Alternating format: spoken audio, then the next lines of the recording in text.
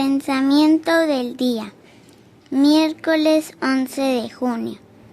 Acoger las preocupaciones de los demás.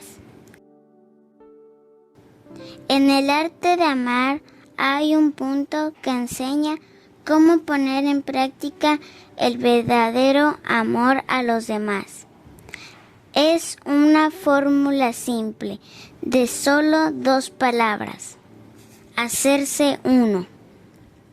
Hacerse uno con los otros significa hacer propios sus pensamientos, sus preocupaciones, compartir sus sufrimientos, sus alegrías.